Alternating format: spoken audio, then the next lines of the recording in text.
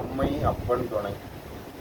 என்னோட பதிவை பார்க்குற எல்லா குடும்பங்களுக்கும் 100 நன்மைகள் நடக்கணும்னு மனதார வேண்டிக்கிறது. இப்போ தமிழ்நாட்டுக்குள்ளே விஜய் ஒரு கட்சி ஆரம்பித்தார். அவரோட கூட்டத்துக்கு போனதில் ஒரு 41 பேர் இறந்து போனாங்க அப்படின்னு எல்லோரும் சொல்லிக்கிட்டுதாங்க. அது கேட்கும் போதே ஒரு தர்ம சங்கடமாக இருக்குது. ஏன்னு கேட்டிங்கன்னா, நாங்கள் இருக்கிற இடத்துல எந்த நாளிதழ் எந்த ஒரு சௌகரியமும் கிடையாது. ஏன்னா இரவு 10 மணிக்கு சனிக்கிழமை, அதுவும் புரட்டாசி சனிக்கிழமை அன்னைக்கு இரவு 10 மணிக்கு தான் ஒருத்தர் சொன்னார், சாமி இந்த மாதிரி விஜய் எல்லோரும் பார்க்கறதுக்கு போனதில் நெரிசலில் கூட்ட நெரிசலில் ஒரு 30 பேர் இறந்து போனாங்க அப்படின்னு சொன்னாங்க. அப்புறம் 2 நாள் கழிச்சோன்னா 41 பேருன்னு சொல்கிறாங்க. 41 பேர் மரணப்பட்டுட்டாங்க. இதை தமிழ்நாட்டுக்குள்ளே இது ஒரு பரபரப்பாக எல்லாரும் பேசிக்கிட்டு இருக்கிறாங்க. அப்போ என்னென்னு கேட்டிங்கன்னா, கூட்ட நெரிசல் காரணத்தில் இது பண்ணி இறந்துட்டாங்க. அதுக்கு தமிழ்நாட்டுக்குள்ளே எல்லாரும் அதுக்கு ஒரு அபிப்பிராயம் பேசுகிறாங்க. அப்போ இந்த எல்லா அரசியல் தலைவர்களும் இந்த நெரிசலில் சிக்கி 41 பேர் இறந்து போனாங்க, இதுக்கெல்லாம் ஒரு காரணம், ஒரு ஆளை குற்றச்சாட்டிக்கிட்டு நீங்கள் பண்ணுறதெல்லாம் சரிதான். அப்போது எல்லா அரசியல் தலைவர்களும் 2020 யாரும் எந்த கூட்டமும் கூடக்கூடாது, வீட்டை விட்டு வெளியே வரக்கூடாது, எந்த தொழிலுக்கும் போகக்கூடாது, எல்லாம் முடங்கி இருக்கணும், வீட்டில் இருக்கணும். கேட்டால் என்னென்னா கொரோனான்னு ஒரு வைரஸ் பேரை சொல்லி எத்தனை உயிர் போச்சுன்னா, ஒரு வைரஸ் நம்ம மேலே தாக்கி உயிர் போகலை, அது திட்டமிட்ட கொலை. கொரோனாங்கிற ஒரு பேர், ஒரு வைரஸ். அப்போ சொந்த பந்தம் ஒரு மருத்துவமனைக்கு போய் மரணப்பட்டுட்டாங்க. அப்படிங்கும்போது அந்த அரசியல் பிரமுகர்கள் சொன்னது தான் நம்பினாங்க. அந்த பாடியை கூட நாங்கள் பார்க்க விரும்பலை, ஏன்னா அந்த நோய் எங்களுக்கும் வந்துடும். அப்போ அவங்க பாடியை எங்களுக்கு காட்டக்கூட வேண்டாம், கூட்டம் சேரக்கூடாது. அப்படியெல்லாம் 2020 இதே அரசாங்கம் தான் பண்ணிச்சு. ஏன்னா அப்போ வேற ஆள் இருந்தார், இப்போ வேற ஆள் இருக்கிறாரு. அப்போ ஆளு தான் மாறுதை தவிர அரசாங்கம் மாறலை. அப்போ 2020 இப்போ இந்தியா மொத்தம் எல்லா ஸ்டேட்டும் நான் எடுக்கலை, நம்ம தமிழ்நாட்டுக்குள்ளே கொரோனா அப்படிங்கிற பேரில் எத்தனை பேர் மரணப்பட்டாங்க. அதுக்கு இந்த கட்சி தலைவர்கள் யாரும் பதில் சொல்லுவாங்களா? கேட்டால் உகான் நகர்லேருந்து ஒரு வைரஸ் வந்துட்டுனா இந்த தமிழ்நாட்டில் உள்ள மக்கள் ஏன் மரணப்படணும்? அன்னைக்கு எந்த ஒரு கட்சி தலைவரும் இதை பற்றி பேசலை. எல்லாரும் வீட்டில் இருங்க, அவங்கவுங்க உயிரை பாதுகாத்துக்கிடுங்க, கூட்ட நெரிசலுக்குள்ளே பங்கெடுக்காதீங்க, கூட்டமாக கூடாதீங்க, 5 பேர் 4 பேர் எங்கேயுமே சங்கம் சேராதீங்க, வீட்டை விட்டு வெளியே போகக்கூடாது, பொது இடங்களில் நடமாடக்கூடாது. கேட்டால் கொரோனா வைரஸ். அப்போ அந்த கொரோனாங்கிறது என்னென்னு கேட்டீங்கன்னா, ஒரு மனிதனை கருணை கொலை பண்ணுறது. அப்போ இந்த தமிழ்நாட்டுக்குள்ளே 2020, 21, 22 வரை இந்த கொரோனாங்கிற பேரில் எத்தனை பேர் மரணப்பட்டாங்க. அப்போ அந்த மரணப்பட்டதில் அந்த குடும்பத்துக்கு தான் இழப்பு தவிர உங்களுக்கு கிடையாது. ஆனால் அந்த குடும்பத்தில் உள்ளவங்களும் மனசாட்சி இல்லாமல் அவங்க சொந்த பந்தத்தை செஞ்சாங்க. கொரோனா ஒரு மருத்துவமனைக்கு கொண்டு போய் தான் கொரோனான்னு இறந்தாங்களே தவிர எந்த ஒரு மனிதனும் வீட்டில் இருந்து மரணப்படலை. அப்போ இந்த 2020 மார்ச் 22ஆம் தேதி லாக்டவுன்னு போட்டாங்க. காரணம் ஒரு கொரோனா. அப்போ அந்த நேரத்தில் எத்தனை பேருக்கு கொரோனா தொற்று இருக்குன்னு ஆஸ்பத்திரி பிடிச்சிட்டு கொண்டு போய் மரணப்பட்டது இத்தனை ட்ரீட்மெண்ட், அதாவது சிகிச்சையில் இத்தனை பேர் இருக்கிறாங்க, குணமாகி இத்தனை பேர் போயிட்டாங்க. அப்போ எந்த ஒரு இதுவுமே இல்லை. எப்படி மரணப்பட்டாங்க, எப்படி குணமானாங்க, எப்படி சிகிச்சையில் இருந்தாங்க? அப்போ இது ஒரு கணக்கை காட்டி மக்களை நம்ப வச்சுட்டீங்க. அப்போது இந்த மாநிலத்தில் உள்ள நீங்கள் சொல்கிற முதல்வரை சொல்லவா, இல்லை நீங்கள் சொல்கிற இந்த நாட்டுக்கு பிரதமர் திரு நரேந்திர மோடியை சொல்லவா, யாரை சொல்ல?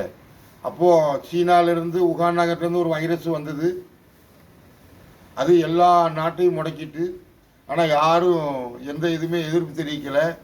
ஆனால் தமிழ்நாட்டுக்குள்ள 2020 ஆலயத்துக்கு போக வேண்டாம், மசூதிக்கு போக வேண்டாம், சர்ச்சுக்கு போக வேண்டாம், இப்படி எல்லாமே மக்களை முடக்கியது இந்த தலைவர்கள். யாரும் அதை பற்றி யாருமே அப்போ சொல்லலை. கேட்டால் பிடிச்சிட்டு போனால் வீடு திரும்ப மாட்டோம், கொரோனா தொற்று இருக்குன்னா வீடு திரும்ப மாட்டோம், யாரும் நமக்கு ஆதரவு வரவும் மாட்டாங்க. அந்த மாதிரி ஒரு மருத்துவ சயின்ஸை உங்கள் மேலே திணிச்சிட்டாங்க. இப்போவும் நீங்கள் யாராட்டு சொல்கிறீங்களா? இந்த கொரோனாங்கிறது ஒரு கிருமி கிடையாது, கொரோனாங்கிறது சுவீடன் நாட்டோட பணத்தோட பேர். அப்போ உலகமே முடங்கின நேரத்துலையும் இந்த சுவீடன் நாட்டு மக்கள் மட்டும் எங்களுக்கு எந்த கட்டுப்பாடும் வேண்டாம். அப்போ சுவீடன் நாட்டில் எந்த கட்டுப்பாடும் இல்லாமல் 2020 இருந்தாங்க. ஆனால் இங்கே கரெக்டாக 48 நாள் எல்லா மக்களையும் முடக்கி 48வது நாள் மதுக்கடையை தான் திறந்தாங்க. 12 மணி ஆக்கி திறந்தாங்க. அதை மறுபடியும் ஏன் 10 மணிக்கு கொண்டு வரலன்னா, அந்த மிச்ச நேரத்தில் இந்த கட்சிக்காரங்கள் எல்லாம் சம்பாத்தியம் பண்ணிக்கிட்டோம். 10 ரூபா பாட்டலுக்கு 10 ரூபா கூடுதல் பாட்டலுக்கு வாங்குறாரு அப்படிங்கிறாங்கன்னா, இந்த 10 மணிக்கு திறந்த கடையை 12 மணி திறக்க நடந்துக்கிட்டு இருக்கும்போது இந்த 10 மணி வரை அரசு அனுமதி இல்லாமல் விற்கிறது எல்லாமே டபுள் விலைக்கு. அப்போ அதெல்லாம் யாரும் கேட்கல. அப்போ இந்த 2020க்கு பிறகு தான் எல்லாத்துக்கும் ஒரு விலை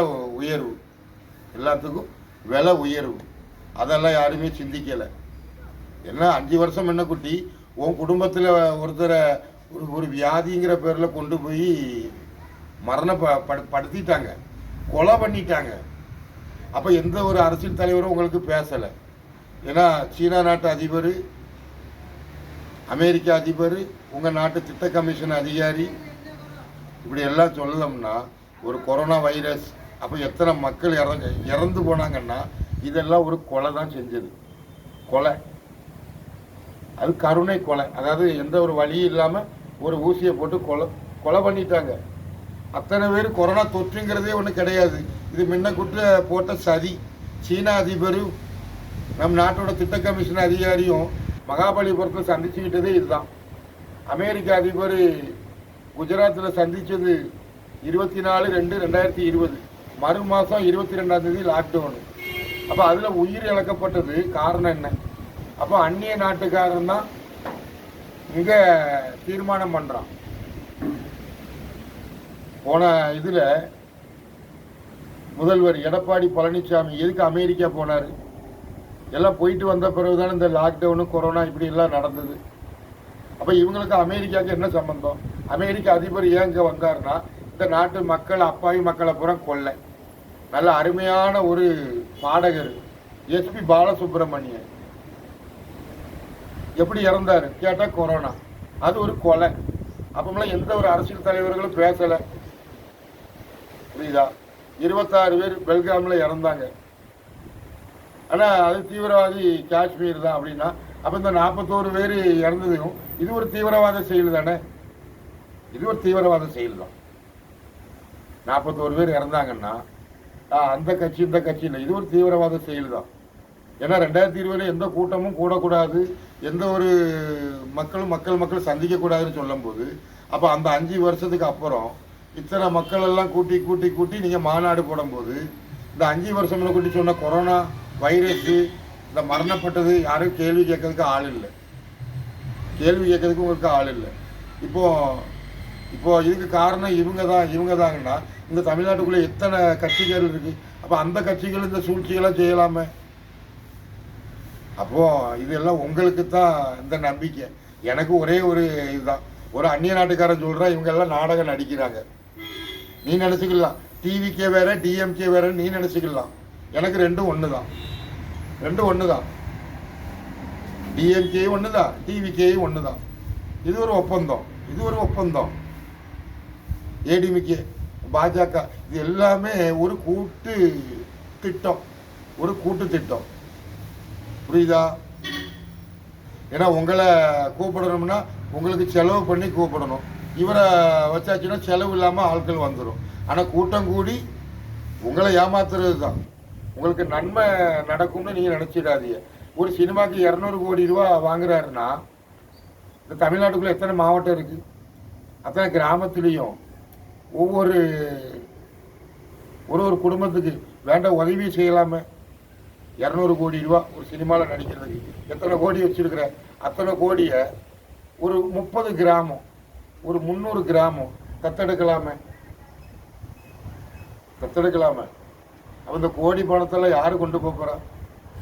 ஏன்னா இது எல்லாமே அயல்நாட்டுக்காரன் உன்னை சொகுசாக வாழ வச்சு உனக்கு சொகுசான ஒரு இதெல்லாம் காட்டி தந்து இந்த மக்கள் மத்தியில் நீ பெரிய பணக்காரன், உனக்கு 200 கோடி ரூபா வருமானம், இப்படி எல்லாம் மக்களை நம்ப வச்சிருக்கிறது யாருன்னா ஒரு அந்நிய நாட்டுக்காரன். இது ஒரு சினிமாவுக்கு இத்தனை கோடி ரூபா செலவுன்னா நம் நாட்டில் ஒவ்வொரு குடிமகன் மேலே கடன் இருக்குது. அப்போ இத்தனை கோடி ரூபா செலவில் உனக்கு சினிமா எடுக்கிறதுக்கும் அந்த சினிமா லாபத்தில் சம்பாத்தியம் பண்ணுறதுக்கும் எல்லாத்துக்கும் இந்த தமிழ்நாடு தேவைன்னா இந்த தமிழ்நாட்டை வச்சு இந்த நடிகர்களை வச்சு சம்பாத்தியம் பண்ணது அந்நிய நாட்டுக்காரன். புரியுதா? அந்நிய நாட்டுக்காரனா யார்? அமெரிக்காக்காரன் தான். ஏன்னா அமெரிக்கா பதவியேற்றோடனே இப்படி எல்லாம் நடக்கும்னு தெரியும். இப்போ வந்து தங்கம் விலை 85,000 ரூபாங்காங்க. இந்த 2026க்குள்ளே 1 லட்சம் ரூபா வரும், எல்லாரும் தங்கம் வாங்கிடுவாங்க. அப்போ மறுபடி குறைஞ்சி கடைசியில் 30,000 20,000 வந்துட்டா உன் நிலைமை என்ன? ஆனால் பாவப்பட்டவன் கையில் இருக்கிற புறம் பிடுங்கணும், கஷ்டப்பட்டவன் கஷ்டப்பட்டதாக இருக்கணும். இப்போ காடு கரையை விற்று 10 பவுன் 8.5 லட்சம் ரூபாய்க்கு வாங்குவோம், இல்லை 9 லட்சம் ரூபாய்க்கு வாங்குவோம். இதே ஒரு 6 மாதம் கழிச்சு இதே 10 பவுன் 2 லட்சம் ரூபா ஆகிட்டுன்னா இதுதான் பணம். இருக்கிற பணத்தை உங்ககிட்ட வெளியே கொண்டு வர வைக்கணும். இல்லை இந்த மாதிரி தங்கத்தை விலை கொடுத்து வாங்க வச்சு அதுக்கு விலையை கூட்ட குறைக்க, இது வந்து உங்களை வழிநடத்திக்கிட்டு இருக்கிறது ஒரு அந்நிய நாடு. இப்போ இந்த 41 பேர் பிரச்சனையினால இவங்க வேற ஏதோ பெரிய திட்டம் போட போகிறாங்க, வேற ஒரு பெரிய ஒரு திட்டம் போட போகிறாங்க. அந்த திட்டம் என்ன, அதை ஒவ்வொரு மனிதனும் பார்க்கணும். 2026 அவர் வருவாரா இவர் வருவாரா அதெல்லாம் விஷயம். கடல் வந்து நம்மளை அழிக்குமா, மழை தண்ணி வந்து நம்ம வீடு வாசல் இல்லாமல் கொண்டு போகுமா, இப்படின்னு முதல்ல சிந்திங்க. அப்போ உங்களை காக்கிறது வந்து இவர் எங்களை காப்பாரு அவர் எங்களை காப்பாரு அதெல்லாம் விஷயம். உங்களை காக்கிறது என்னன்னு கேட்டீங்கன்னா கடல் நீர் தான் உங்களை காப்பாற்றணும். அதாவது சென்னையில் வெள்ளம் வந்துட்டு, தென் மாவட்டம் தூத்துக்குடி திருநெல்வேலி மாவட்டத்தில் வெள்ளம் வந்துட்டு அழிச்சிட்டு, அப்படிங்கும்போது எல்லா அரசியல் தலைவர்களும் வந்து புளியாதார பார்சலும் தக்காளி சாத பார்சலும் தான் கொடுப்பாங்க. புரியுதா? அப்போ இதிலிருந்து இயற்கையில காப்பாற்றுறதுக்கு ஒரு சக்தி உண்டு. அந்த சக்தியை எல்லாரும் மறந்துடுறாங்க. திருச்செந்தூர் கோயில் கும்பாபிஷேகம் நடந்துட்டு, உத்தரகோசம் அங்கே கும்பாபிஷேகம் நடந்துட்டு, மருதமலை கோயில் கும்பாபிஷேகம் நடந்துட்டு, அப்போ இந்த ஆலயங்களுக்கெல்லாம் கும்பாபிஷேகம் நடத்துகிற என்னன்னா அது ஒரு முடிவு காலம் வரப்போகுது, உலகத்துக்கு ஒரு முடிவு காலம் வரப்போகுதுங்கிற ஒரு காலகட்டம். உலகமே மகா சிவராத்திரி கொண்டாடக்கூடிய நாள் நெருங்கிட்டு. உலகமே மகா சிவராத்திரி. இதில் அரசியல் தலைவர்களோ யாரும் எதுவும் செய்ய இயலாது.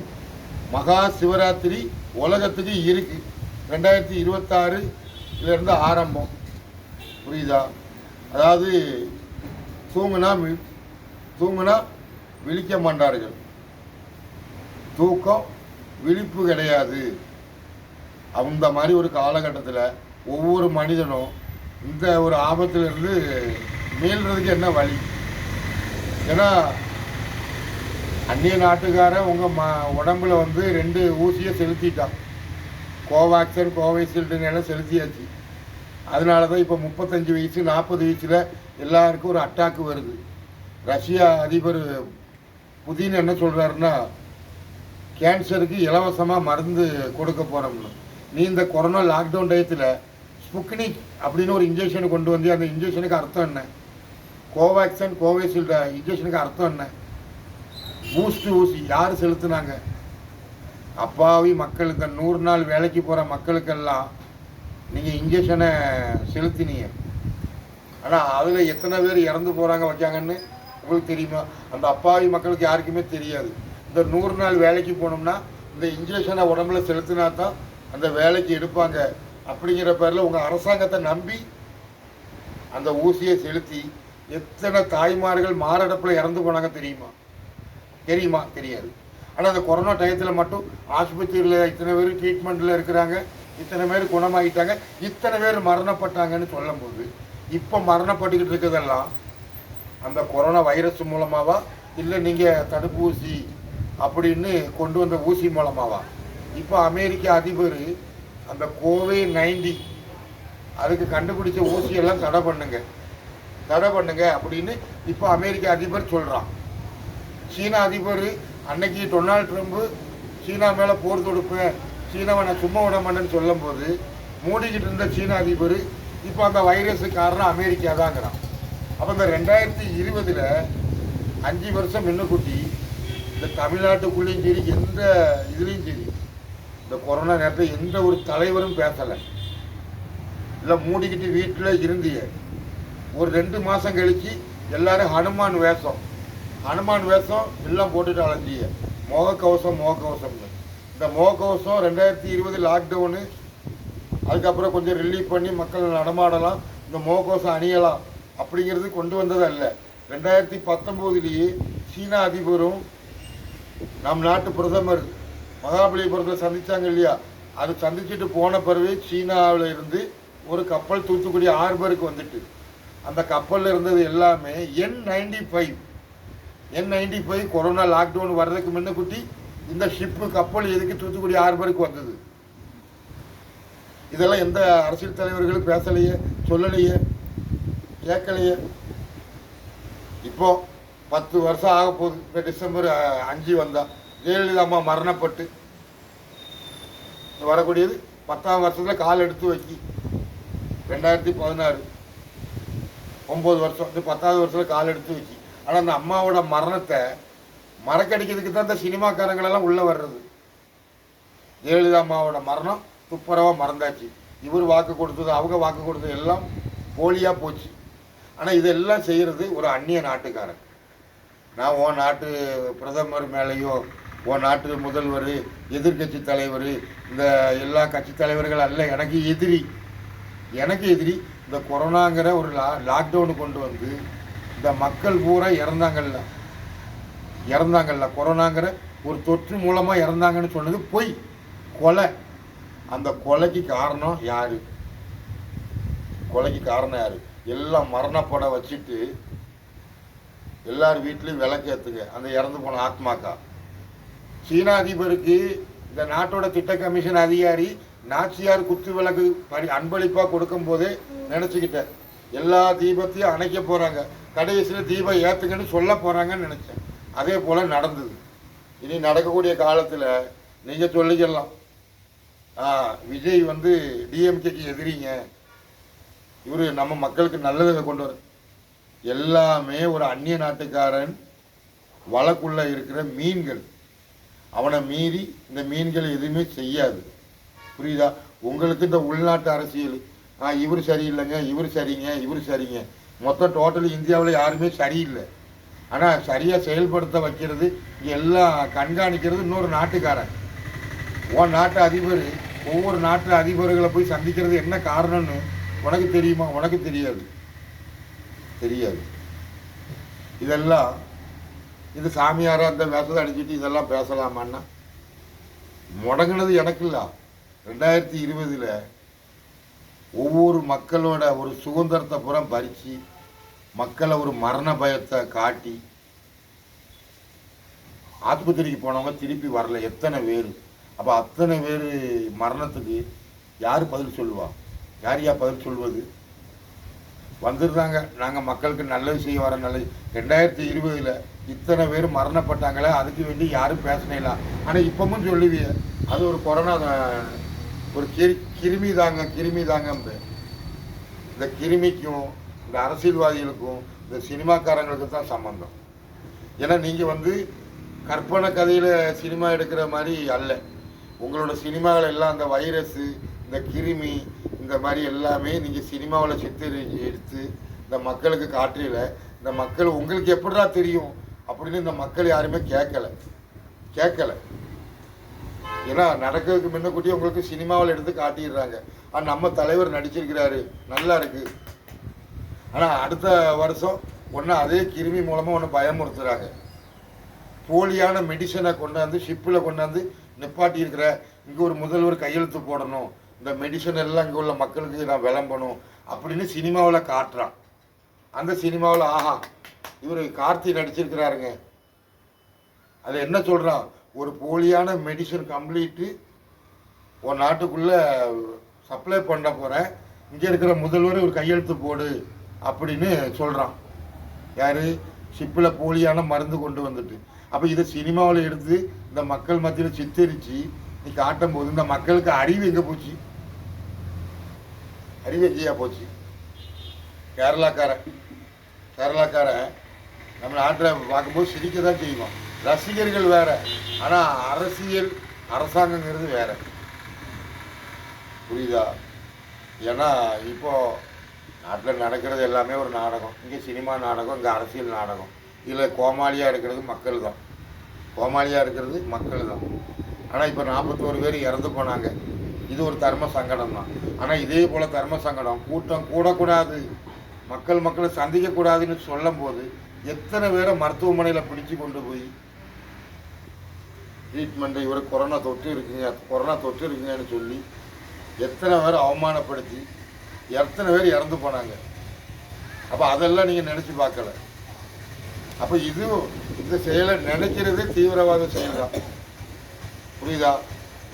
இந்த கோயம்புத்தூரில் வருஷம் மகா சிவராத்திரி நடக்குது. எத்தனை லட்சம் மக்களோ காசை கொடுத்து வர்றாங்க. அத்தனை கூட்டத்துலேயும் விடிய இருந்து பார்த்துட்டு போயிடுறாங்க. ஆனால் இங்கெல்லாம் எதுவும் நெரிசல் இல்லையே. காசை கொடுத்து பார்க்க வர்ற இடத்துல எந்த பிரச்சனையும் இல்லை. ஆனால் ஃப்ரீயாக பார்க்க வர இடத்துல தான் பிரச்சனைன்னா, இந்த கூட்டம் சேர்ப்பவன் கோழையின் தலைவன். தலைவன் வேற சொன்னாலே எல்லாம் நடக்கணும். அதான் தலைவன். கூட்டம் சேர்க்கறது ஆடுகளை தான் கூட்டம் சேர்க்கும். ஆடுகள் தான் மந்தையோட செல்லும். கூட்டம் சேர்ப்பவன் கோழையின் தலைவன். அப்போ யார் கூட்டம் சேர்க்குறாங்களோ அவங்கெல்லாம் கோழையின் தலைவன் தான். அப்போ இதில் கோழையாக இருக்கிறது மக்கள் தான். புரியுதா? இப்போ 41 பேர் இறந்து போனது உங்களுக்கு பெருசாக தெரிஞ்சதுன்னா, எனக்கு 5 வருஷம் முன்னக்குட்டி 2020 கொரோனாங்கிற பேரில் எத்தனோ பேர் இறந்தாங்க. அத்தனை பேரும் எனக்கு ஒரு பெரிய தர்ம சங்கடம் தான். ஏன்னா யதார்த்த ஒரு மரணம் அப்படிங்கிறது அல்ல. மரணப்பட வச்சது அரசாங்கம், கட்சிகள். உங்கள் இதில் சொன்னால் ஆளுங்கட்சி எதிர்கட்சி இவங்க தான் இதுக்கெல்லாம் காரணம். இப்போ இவர் வந்தாலும் சரி அவர் வந்தாலும் சரி நடக்கக்கூடாது நடந்துக்கிட்டே தான் இருக்கும். ஆனால் இதில் கோழைகளாக இருக்கிறது மக்கள். கோழைகள் தலைவனாக இருக்கிறவங்க இவங்க கூட்டம் சேர்க்குறவங்க. புரியுதா? அப்போ கூட்டம் சேர்த்தவன் கோழையின் தலைவன். அப்போ எல்லா மக்களும் கோழையாக தான் இருக்கீங்க. இந்த வீரவசனம் எல்லாம் பேசுவீங்க. சர்க்காருன்னு ஒரு சினிமா வந்தது. அந்த சினிமாவில் எடுத்து காட்டினது என்ன? புதுசாக தலைவராக வந்துடுறானுவோ. ஆனால் விட்டுட்டு ஓடும்போது இது உங்களுக்கு ஒரு பாடமாக இருக்கட்டுங்கும் போது விட்டுட்டு ஓட வந்தவன் கிடையாது அப்படின்னு ஒரு சினிமாவில் எடுத்து முன்னக்கூட்டியே காட்டுறாங்கன்னா, அப்போ இது நடக்க போகுது. அது முன்னக்கூட்டியே ஒரு சினிமாவில் காட்டுறாங்க. சர்க்கார்னு ஒரு படத்தில் ஒரு அரசியல் சம்மந்தப்பட்டதை ஏன் கொண்டு வந்தாங்கன்னா, அடுத்தாப்புல இது நடக்க போகுது தமிழ்நாட்டுக்குள்ளே அப்படிங்கிற ஒரு கதை. இந்த மக்களை கோழைகளாக தான் வச்சிருக்கணும். ஒன்று சினிமா ரசிகர்கள் பேரில், ஒன்று அரசியல் கட்சிகள் பேரில், இன்னொன்று ஆன்மீக குறிப்புங்கிற பேரில். இப்படி எல்லாமே பிரிவினையாக தான் கிடக்குது. சாதாரண இவ்வளோகான மூலையில் ஒரு மனித இதெல்லாம் கடந்து போய் கடைசியில் என்ன ஆக போகிறான்? தாய் தந்தை பேச்சை மதிக்க மாட்டான். ஆனால் இப்படி உள்ள ஆள்கள் பேச்சை தான் மதிப்பாங்க மக்கள். அம்மை அப்பன் தொடர்.